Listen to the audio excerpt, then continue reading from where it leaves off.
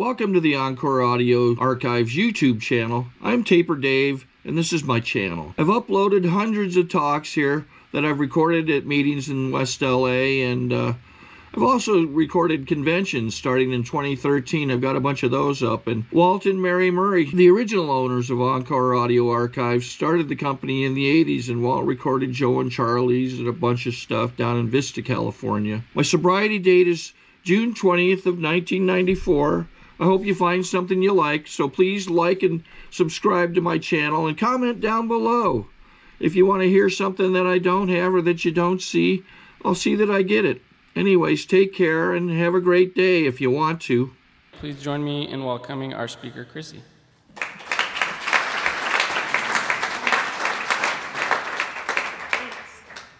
Hi, I'm Chrissy. I'm alcoholic. Grateful to be clean and sober today. Grateful to be here and grateful you guys are here, that's for sure. I need a drink. I drank all my water about a half hour ago and I'm like, oh. I always say that whenever I'm at any AA meeting because I need to be reminded that I can't do this alone. I tried every imaginable remedy. I want to thank Tony for asking me to come. I want to really thank Tony for calling and reminding me because the electronic calendars and I made a mistake and I had it down July 1st and I wouldn't have been here without that reminder calling. It's always an honor and a privilege. And I know for me, my first thought is who could I hustle into going for me? There's this wedding I want to go to. There's a guy I'm kind of interested in and I want to get dressed up and look hot and then when I said my prayers and did my meditations, I remembered anything I put before AA, I am guaranteed to lose. So you will go to the meeting, and if you make the wedding, great, and if you don't, that's fine too. But it's meant to be exactly as it's supposed to be. So it's, it's just a miracle. I keep feeling like I'm gonna fall off here. Sorry. Because I'm clumsy still, even though I've been sober for a little while. I'm a slip, trip, and faller. I've got a few things I don't want to change. One's my sobriety date. It's August 16th, 1993. It's a date that we just we know I probably was sober the 1st of August, but not really sure. And after I tell you my story, you'll understand that we just picked a nice date that was safe. August 16th was far enough before the month ended so I could take cakes when the birthday meetings only give them once a month. I've got a sponsor. Her name's Leslie Perry. She lives in Orange, and she works the steps exactly as they're laid out in that big book of Alcoholics Anonymous that was just shown to you. And she's got a sponsor who has a sponsor, which are all really important things to me. And I've got a home group. I'm an early riser, 6:45 a.m. In Goleta. And those things, I don't want to change because I got a life beyond my wildest dreams. I'll try not to tell you too much about what it was like because it was long and it was hard. I identified as an alcoholic, but I was in these rooms for a good long while before I ever believed that. I tripped into these rooms accidentally, believing that I had nowhere to go and you guys would welcome me. Not that I was alcoholic. And my biological father was an alcoholic. When he drank, he got mean. I remember coming home from school one day and he had urinated all over himself and he was passed out in the foyer. I was embarrassed. I was like in 2nd grade and I thought, I'm never gonna drink. And I didn't for years, but I still ran crazy doing anything else. And when all else failed, I drank alcohol. And I had a pretty crazy life from the time I met the man of my dreams when I was 13. He had more substances than I could ever use up and more money than I could ever spend, and he didn't hit me very hard in the beginning. And I hooked up with him when I was 13, and we were together until Sacramento Police Department, the FBI, and the SWAT team intervened, and I was 20. And in that time, you guys, it's never a proud thing for me to admit, but when I was 18, my pants got really tight, and I had a baby. And I didn't know I was pregnant. That's how insane my life was. And then I'll be darned if it didn't happen again when I was 20. You know, those kids are Bobby and Jimmy. I just spent 3 luxurious days with them. Bob was down here visiting. Jimmy lives in Santa Barbara. But I didn't even know I was pregnant. And that's how insane I was. And when I was 20, I got my life together. So I thought, now that I'm in AA, I know I didn't. I became a workaholic and a momaholic, and I was very successful in my career field, and life was okay, and I never ever had set foot in the rooms of AA, and for 10 and a half years, I didn't drink or use any other mind-altering substance. And I was insane. And you know, it's like a year and a half sober when I remembered this. I was at Thrasher's, it's a bar, hanging out the designated driver. And she said, oh, I made this new drink. It was like in the blender with the ice, which are, half of you probably have coffees like that today. But back then, it was a new age thing. She said, it's so good, it's a White Russian, and just, you know, the dregs in the bottom of the blender. Chrissy, taste it. I'm like, oh, no, I don't drink. You know, alcohol and Sullivan's do not mix. I never drank, I get mean, I don't drink, thanks though. And she just kept hustling, and finally I'm like, okay, fine. It was like this much in a shot glass, you guys. I took that sip and I woke up naked in my boyfriend's best friend's bed. From one sip of a White Russian. You know, those darling friends who have to fill in the blackouts. I guess I drank like 30-something of them because I really liked them. And now I know it set off that phenomenon of craving and the allergy, and I had no choice, but then I didn't know that. And I was naked because I guess I had started puking in the bathroom, and then, you know, slipped in the puke and fell in the puke and rolled in the puke. And so I was naked because they like put me under the shower and tossed me to the side. It's not because I had a bunch of fun. And once again, I was off and running. In no time at all, my boss brought my letter of resignation to my house and said, honey, you probably ought to sign this. And I said, well, I don't have a problem. I'm not going to quit. She's like, well, if you don't sign this, I'm firing you. So if you sign this, you'll get full compensatory pay for 1 year. All your benefits will stay in place. You could go to a program if you wanted, but I didn't have a problem, so I couldn't go to a program. And I lost my job, and you know, it really got bad, not having a job to go to and having that paycheck come FedEx every 2 weeks. And in no time at all, my son Jim, he was 12. I remember him saying, see ya, wouldn't want to be ya, and walking out the door and moving out. Moved in with his grandma. And Bobby, he stayed. He said, who'll call 911 if I leave? Mom might die. Because like I said, when I drink, the butcher knives come out. My fists fly, and I think I'm big and bad, and I'm not. And I'm clumsy, always have been, you know, a slip, trip, and faller, and I would get hurt. And that kid stayed with me for a while until I sent him back to Minnesota with his father. And once those kids left, I thought, well, now I'm gonna quit again. I'm gonna get my life together. I did it before, I can do it again. And I couldn't. I couldn't quit. You know, I found myself hiding vodka under my bed. I drank Gordon's in the half gallons, because there was usually a sizable rebate with those. You know, I had my crazy insanity about it. And I kept trying to quit, and I couldn't, and I got arrested 11 times in 41 days once my kids left. I don't remember the arrests. I've got 17 pages when I print, you know, go get my fingerprints for DOJ. And I can even read the details of the occurrence, and I don't remember getting arrested.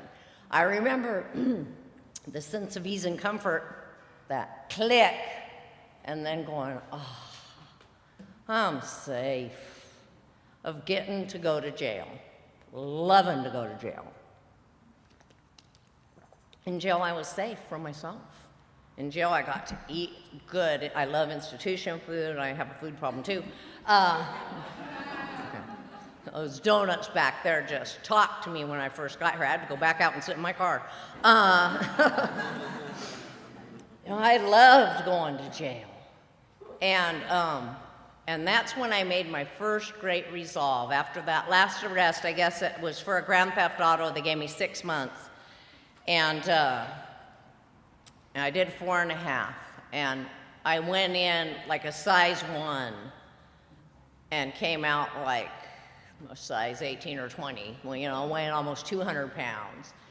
And they give you a paper suit. They probably do that in LA too. That zips up the front. It's kind of like a FedEx bag that you could go home in if you don't have clothes to wear home. So I thought, well, I'll wear this paper suit home, and I'll have my daddy pick me up, and I'll make this plan.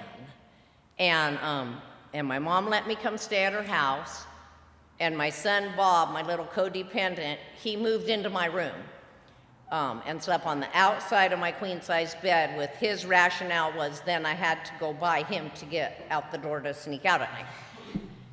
And here I am, 30-something years old, laying in bed with my teenage son, doing that, get a foot off the bed and lower the weight, and no, he hasn't woke up. That crab thing. All right, I got an arm off.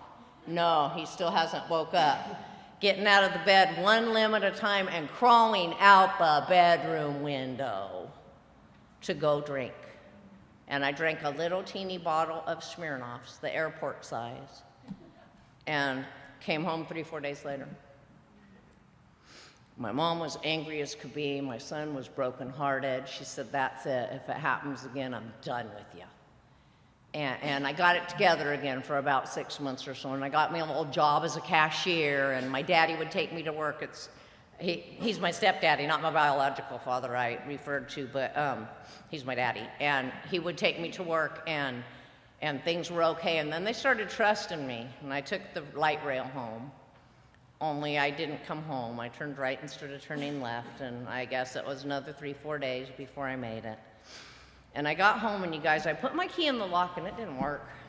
My mom had changed the locks. And she wheeled on up to the door. She's been in a wheelchair most of my life, and she said, we're done. You're breaking my heart. You're killing me and the kids. You want your stuff or not, as far as we're concerned, you're dead. We're killing you now because you're doing it to yourself anyways. And I tried that, but mom, and it'll be, I did it before, I'll do it again. And she's like, you want your stuff or not? My mom's never been to an Al-Anon meeting in her life. She just had it somewhere inside her. And she threw me out, and I was on the streets, and it was October, and it was cold, and it was rainy, and I slept in the bushes.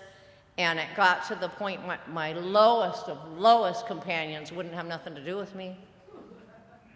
I would go to these fine establishments with mattresses nailed over the windows so they couldn't see in, and beg to come in, and I'd always have a bottle of Cavassier and a pocket of goodies, and please, can I come in? And they're like, no, you don't let her in. She brings trouble.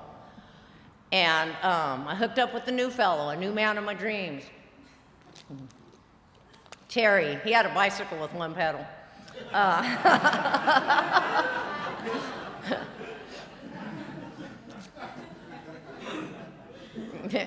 And old Terry, he could go in and sleep these places, and they'd make me sleep out in the bushes. And so he started feeling guilty about that, and he said, why don't we move to Detroit? Makes perfect sense. He hadn't burned his parents in years. They said, okay, we could come. So he went to Detroit first to pave the way that I was coming. And then I arrived on the bus on Christmas night, and it was cold and it was snowy, and they were warm, welcoming, loving Christian people. And they said, welcome, we're glad you're here. You just can't get loaded in our house. And we're like, okay, we could do that. 22nd floor, 40-story building overlooking the Detroit River in Canada, our own wing. Yeah, I can do it. I've been sleeping in the bushes. And so we did it, but see, these folks drank, and they drank weird. Like a cocktail before dinner, Chauncey would have one cocktail. Juanita, the mom, would not drink at all, or maybe have a sip of something. I mean, it was weird. Why would you bother? And they offered me one, and I had one, and I mean, the insanity to give me one, like, and it's cocktail, you know, like in one of those little flat glasses that's really just a sip. And it's not a drink. And so I found that if I went to the store and put half pints in my socks and walked really careful, I could get them into the house and get them in the bedroom, and then I could have 1 or 2 half pints and then join them for a cocktail, and it would be okay. Until the night that Terry said something he ought to not have, and I picked up this marble statue shaped like a baseball bat. Boom! Terry ducked, hit the window, asked to move, suggested I start AA. And you know, we moved, and I got it together again for a minute, for a little while. And then Terry and I started up, and I started drinking like cheap no-name vodka. They have party stores back there, and they have like these weird no-name vodkas. It is horrible. But of course, that didn't stop me from drinking them. And when I drink, I get mean. When I drink, we fight. And you know, he would call the police. The neighbors would call the police. The police were always up in our house. And one night I was locked up in the bathroom doing what I do, and Terry banging on the door, and he broke down the door, and I came up with a butcher knife. And Terry is a quick, strong little guy, and thank God, because he hit me an uppercut that broke my nose and knocked me out instantly. And he saved his own life. I woke up, I was hogtied, ankles and wrists. He was on the phone to my mother, telling her exactly what was going on. My mom said, I'm not taking her back. You know, when my mom declared me dead, I have phoned my mom, Colette. And my mom goes, operator, I don't know who's pulling these shenanigans. My daughter, Christine, is dead. Who would call here, collect, and say they're her? You know, well, my mom, she meant it. So I asked for this friend's phone number. There's this man, TT. I've known him since I was 9. You know, good whiskey drinking, dope shooting, cannery worker, friend of my older brothers and sisters. And he had said, come to Santa Barbara, sweetie, the sun shines all the time. So I called TT, I said, could I still come? And he's like, yeah, we've got a bedroom. The wife says, you're welcome to it. And so I bought a bus ticket, and I aimed down out here, and it was 149 anywhere in the continental United States, and thank God for that. Because by now I'm drinking vodka and cranberry. You know how the parts start to go and your urine starts looking kind of like Coca-Cola? You need a little cranberry to get the washed out part going, and I got on that bus and came to in Chicago on some stone stairs. I remember the stairs pretty clearly. And in Wyoming once, came to in Arizona, came to in Oxnard. And in Oxnard, I was sober, and I was hungover, and I had no money, and I was hungrier than could be. I thought, oh, if I'm stuck here, I'm an Oxnardian. Some nice man gave me a bag of sour cream onion chips, put me on the bus, and aimed me to Santa Barbara. And when I got there, I thought, oh my goodness, have I made a mistake? Santa Barbara, the bus station was like the size of your kitchen back then, and the Carrillo Hotel, which is the transient hotel of the town, was right across the street, and I just, oh my goodness, I made a big mistake, because if I'm going to jail 11 times in 40 days in Sacramento, which is a fairly large city, I'm not going to make it a day here, because obviously I'm not a very good crook either. I don't pull off any crime well. I get caught for anything illegal that I tried to do. My friend Tim wasn't there, and I got scared. And I hear this man say, Chrissy, and he's like got a shaved head and shaved shiny face and this bright white t-shirt, white like your shirt, like, whoa, white. I'm like, that's not my TT. My TT, his jeans could stand alone in the corner. You know, he had enough food in his beard for a few of us to share for lunch. That's what my TT looked like. And here's this like clean cut, kind of buff, almost good looking guy. And he's like, welcome, we're glad you're here. And they took me to dinner, and they brought me into their home and asked me to shower and told me to go to bed. I said, well, I'm drinking and using, I do not wash and brush. There's no time nor energy like for washing or brushing anything. So that 10-day breath trip, he said I was not a vision for you. But I smelled the high heaven. And they gave me a key to their house. And they said, don't get in any trouble. We're going to go to work. We'll pick you up when we get home. We've got a swimming pool. Go lay by the pool. I thought, you're fools. You are fools. I write checks. I love to write checks. I get caught writing checks, but I love to write checks because it's cash. Credit cards, social security numbers, VCR, TV, you're fools. But I went to the pool and I passed out. Now I know I was detoxing. They came home from work, they picked me up, and they took me to my first meeting of Alcoholics Anonymous, where y'all said, welcome, we're glad you're here. And I thought, oh, you won't be once you get to know me. And you loved me. And this little lady asked me to help her rinse the coffee cups and put them away. I was so afraid. Tuesday night meeting there in Summerlin. You know, I'm one that uses the dishwasher. I don't bother rinsing the soap off the cups. And I had to get the soap off these cups and get them dried and not break them. And when I was new being the first year and a half, I had a severe tic from all the mind-altering substances I'd used, and so I couldn't control my body parts. They'd like, and I didn't have any teeth, so I made this god-awful noise of sucking through the tooth holes. And drying these coffee cups was hard, and not breaking them. And we got them dried and we got them put away, and I was sweating and dying thinking I wasn't going to make it through. And she said, oh my gosh, she just praised me. What a good job I'd done. Could I come again next week and help her again? The wind back at home has got me, sorry. And I got afraid and I ran out and I told Timmy, blah, blah, blah, blah, blah, blah, blah, blah, blah, and he's like, get in there and tell her you'd be honored. Anytime anybody asks you anything in AA, your answer is, I'd be honored. And I went and said I'd be honored, and little did I know she was making me a part of you guys, because I was the official coffee cup rinser now. I went every Tuesday and did those coffee cups, and I became a part of your group. And you guys continued to love me, and I continued to think, as soon as you get to know me, you're not going to love me anymore. Then I started feeling guilty because I was an alcoholic. I'm lying to all you guys, and I told Timmy a few times, I'm a dope fiend. I am a hope-to-die dope fiend. I'm not alcoholic. Now, I'm lying to all these kind folks who are all nice to me. They gave me cigarettes, too. They loved me. They seemed to care about me, and I'm straight up looking them in the eye and lying to them. I can't live with that anymore. And he just patted me on the head and said, baby, it's okay. That's one thing the folks in Alcoholics Anonymous really don't care if you lie about.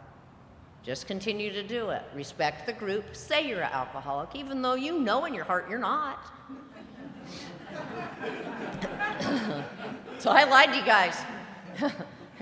And I worked the steps of Alcoholics Anonymous, and with my sponsor, she let me do drugs and alcohol. And bing dong, the light came on that perhaps, like those incidents with the White Russian, or the fact that I had undone my refrigerator door. You know how you pull the pins and change it to open the other way?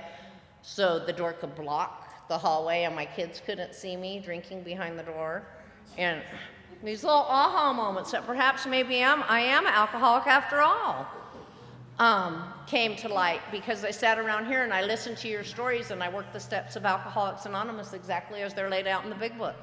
I actually did it 2 ways, because by now I was in a recovery home that had the Hazelton version, so I did these ditto sheets on the steps. And my sponsor was really kind, and she listened to them, and she said, but honey, in the big book of Alcoholics Anonymous, it's proven that it works.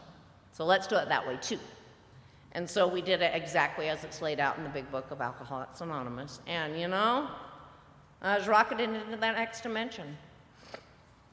I didn't want to do the steps. I couldn't invite God into my life. He damned me to hell in the 2nd grade. Sister Thomas assured me in the 2nd grade I was a bad girl, I was going to hell. And so I did it with, I don't mean this, but.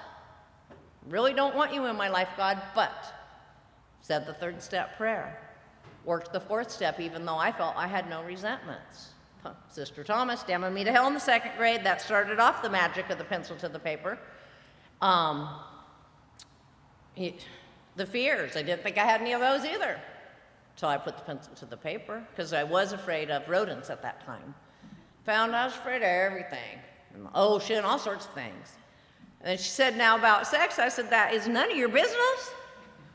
None whatsoever. She said, I just want to shape a sound ideal and suggest to you that perhaps you keep your pants zipped in the rooms of Alcoholics Anonymous.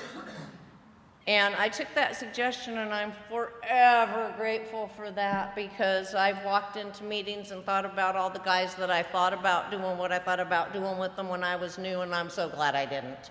Because I wouldn't be able to walk in the rooms of Alcoholics Anonymous otherwise. A few people said, we're glad to have a lady here. I guess you don't often have them. And, you know, sobriety is the same for all of us, but that's one that's a little different for women. That, you know, to admit that we're just like the guys out there, and that there's suggestions made to change our behavior. And I changed it, and we found what to shape a sound ideal. And then we did 6 and 7 the way she wanted to do it, not the way I wanted to do it, which was make a list of God, saying, here's my character defects, would you remove them, God? And have him remove the ones that are in the way. You know, not my way, his way. And then we did 8, and it took forever for 8 to get done. Well, I'm still doing 8. I'll be doing 8 the rest of my life, because I caused some wreckage, and a lot of my 8's living amends. And doing 9, it was some really cheesy things, like write a card to my kids every week and mail it in the same mailbox at the same time of day so it would arrive at the same time, and not ask if they received them or if they'd read them. My son Jim moved out when he was 12. If you asked him, where's your mom? He'd say, oh, she died. She died back when I was 12. He would have nothing to do with me. And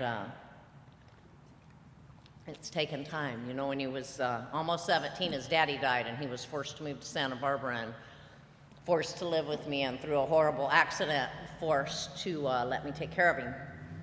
And it took years. It took absolute years before he would speak to me and call me anything but the C word and a B word, 2 words I will not say from the podium. And that's what he called me to my face, because he despised me, and he had nowhere else to go other than to live with me. And through working the steps of Alcoholics Anonymous and doing what my sponsor and you guys suggested, I was able to build up a little trust. I probably had near on 5 years sober, and he still had his stuff locked away in a safe in his room. I'd burned him before. I had ruined his Social Security number, college funds, savings account. I had shredded my kids' lives. Can't blame the kid for not trusting me. He worked hard for his money. And when I was about 5 years sober, he had another horrible accident. A chainsaw snapped back, and it hit him in the face. And it continued to run, and it cut through. And he never lost consciousness. So I'm at the hospital, mad as could be at God. After all this work to get any relationship with my baby boy, God does this to him? That's how I thought. And my sponsor said, no, you can't be mad at God. It breaks the game. It's life.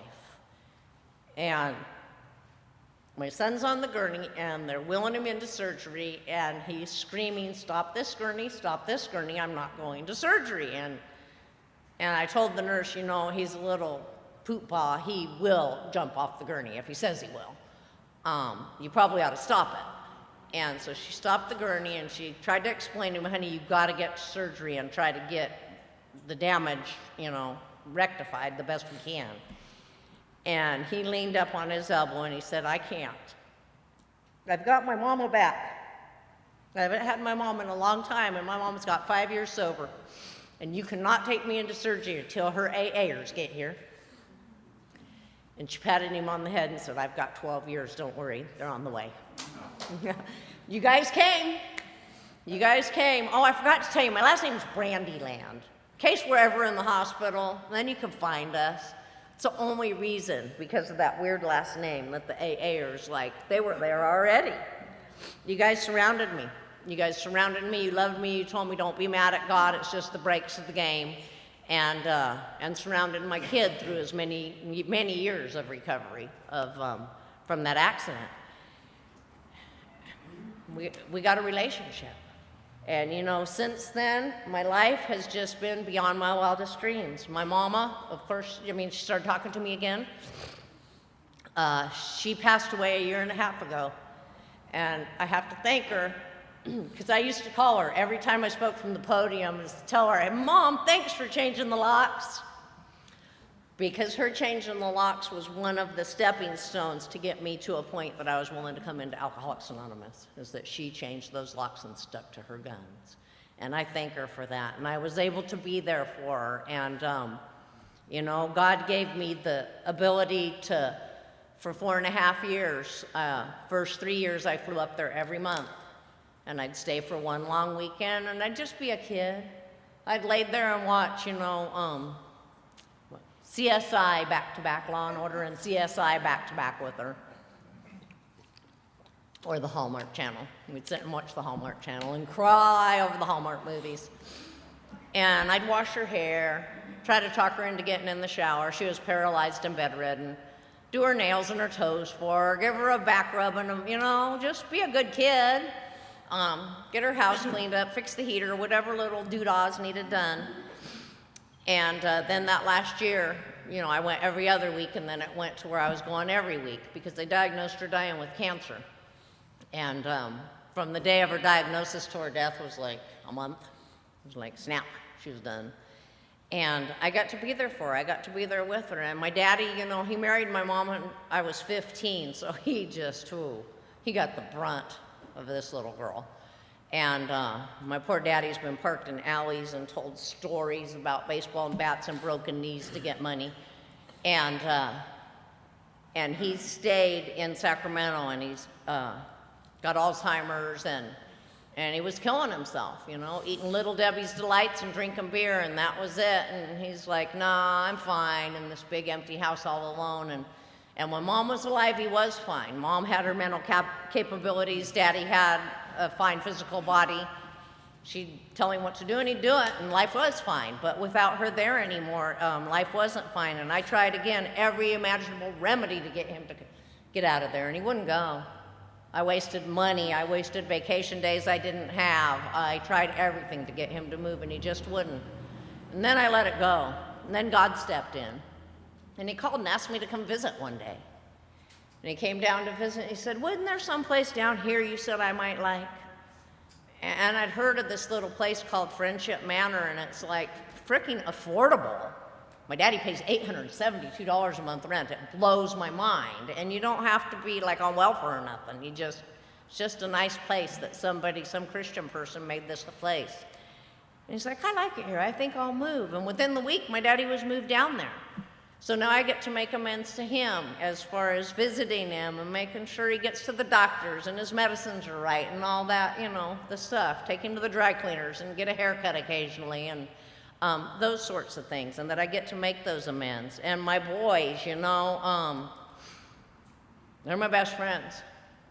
Jimmy is my very best friend.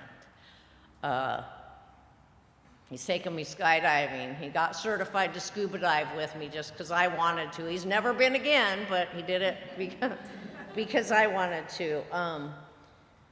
When he first started dating his wife, now that they've been married a while, she's told me, I just thought it was strange. This mom and son have like some sick relationship because he loved me so much.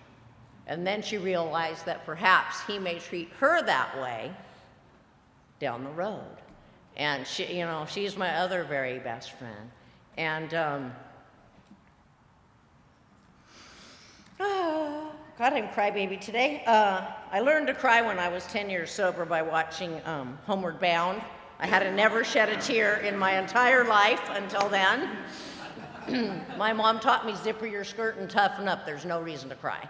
And I took that to heart. And so now that I've learned how to cry, it's hard to shut it off. So on Mother's Day this year, I got a phone call at 3 o'clock in the morning that my daughter-in-law was on the way to the hospital. She was 9 months pregnant, and over the last year, I'd gotten 2 other phone calls saying, "Mom, come quick and help," because my daughter-in-law was pregnant and was in the midst of losing the babies. And so, you know, I had the honor to hold my daughter-in-law while she lost her first 2 babies, and the honor to be there and hold her while she was in labor with my granddaughter, Harper Marley, who was born on Monday morning. And it was a miracle. It was such a giant miracle that those kids asked me to come. She said, when the baby, like right when she pops out, could you leave and give me my privacy? And I said, okay. Well, we went at 3 o'clock in the morning on Sunday, and we were there all day Sunday, and we were there all day Sunday night, and this poor girl was in labor for a long time. And in the middle of the night, Sunday night, my son pulled me aside and he said, you know, if she remembers to ask you to leave, I can't ask you to leave, Mom. Could you just step behind the curtain and keep your mouth shut? So I snuck. Is it wrong? Yeah, kind of wrong. I feel bad. I'll probably never tell her. And God forbid she ever sits in an AA meeting or hears a video or a tape. But I stood in the corner and listened to my daughter give birth to my grandbaby. And the delivery nurse knew that I'd been asked to leave. And she made sure and pulled the curtain open far enough that I could see the little station where they cleaned the baby up as soon as my baby was born. And I got to see her being born. And she was no more than born. And Hillary's like, get Mom, get her back in the room. And Jim calls for me, and I go in, and you know, I got to be there, and I got to love them. And I don't know, if you haven't had a grandbaby yet, beware. You will fall in love. Take your heart deeper and tighter than any love of my life ever has. And I've got to spend time with that grandbaby, and she's such a good baby, and she's happy, and she's healthy. And I got to experience it, because I just described to you my 2 pregnancies. Oh God, my pants are tight. Oh, that's a baby. And that's literally how it was. And so to experience all of the different parts of pregnancy, and then the delivery, and have her invite me right back in the room and have the doctor explain everything to us. And I mean, it's a big deal for me to learn this stuff at 54 years old. And to be able to share with this little baby in her life, you know?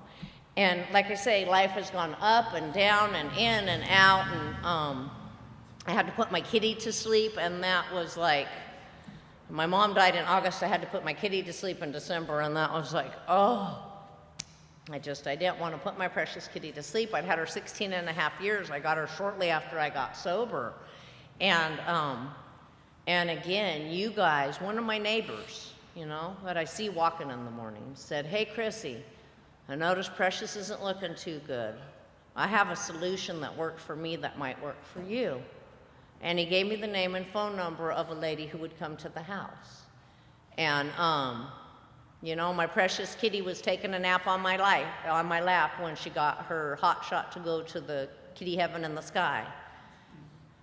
Sounds really icky, but it was really wonderful to be able to hold my kitty and know that she knew she was safe and loved and warmed, and tell her bye-bye. And it was all because, you know, I am in the here and now, and God places these little angels that show me the way, that share their experience on how to get through this next thing in life. You know, if left to my own devices, I'm crazy. If left to my own devices, I spend 4 weeks trying to force my dad into a home. As soon as I let go, God takes care of it and goes, boop, there you go, Daddy, right in the home. So if you're new here, I hope you stay. I thank Joe for talking to me in the parking lot. There was no traffic, so I was an hour and a half early when I got here. There was no, like a couple of guys here, and like I say, that big box of donuts. And I'm out in my car just kind of sitting there, playing with my phone, sitting there, going, yeah, those donuts looks good. And Joe comes up and says, is there an AA meeting here? I said, I sure hope so, and we both whip out our map quests. show them to each other, and I'm like, great, I have a friend now. We could go in together, and I'll be safe from the donuts. So thanks, Joe, for talking to me in the parking lot and coming in and being my guest here today. So if you're new, I hope you stay. It's a whole lot easier, and I hope that you're creamed to a point of desperation that I was, that makes it super duper easy to just go, oh, okay, thank you.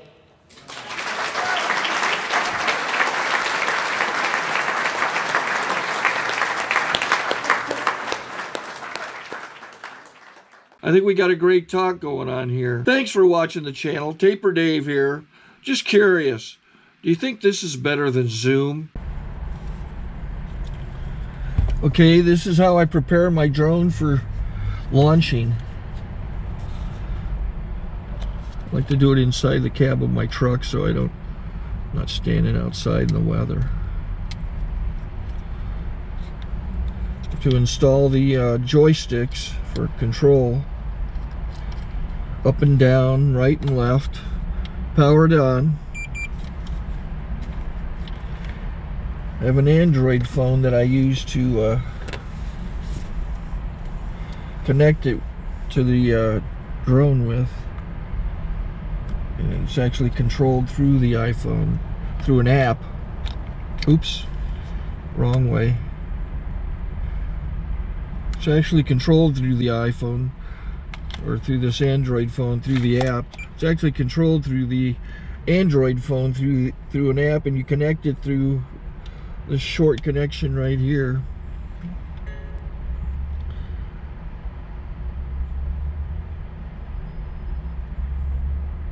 Remote control connected. Remote control's connected. So I pull out the drone. I have to extend the legs. Long legs extended first, then the short legs. Remove the gimbal protector. Set that aside, then power it on one short burst and one long burst. I lay it down. So I have to go to calibrate. So the drone's not connected yet. It shows you here as this drone gets disconnected, even though the remote's powered on. So the drone has to establish it's connected. So I go into the app to calibration mode. First I'll calibrate the remote controller. Start calibration. Out, in, oop, out, in, up, down. And then this little wheel is to control the gimbal. So it's calibrated. Go to gimbal calibration, start calibration, and then it calibrates the gimbal. I don't know if that shows up. The gimbal's moving all over the place. Changes, you can see it on the video. And I'm calibrated to take off. It's acquired 7 satellites at the moment. There are 26 satellites up in the sky, which it has to acquire before you can take off. So it's connected. It's got enough satellites. This is white. I can go to press this little arrow button, swipe right to take off, and it would start the motors if I slid this to the right. But I'll wait till I get outside. Don't want to do it inside.